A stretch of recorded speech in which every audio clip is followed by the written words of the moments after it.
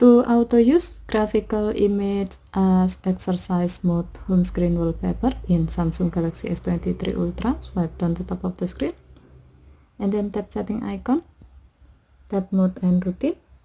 While you are in the mode screen, tap exercise, scroll down the screen.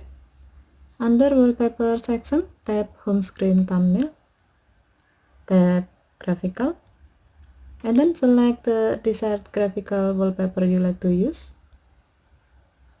Here you can see the preview of the wallpaper. If you are okay with the result, tap down button. By doing this, the selected graphical wallpaper will automatically be used as your home screen wallpaper when the exercise mode is active. Okay, thank you for watching. Have a nice day.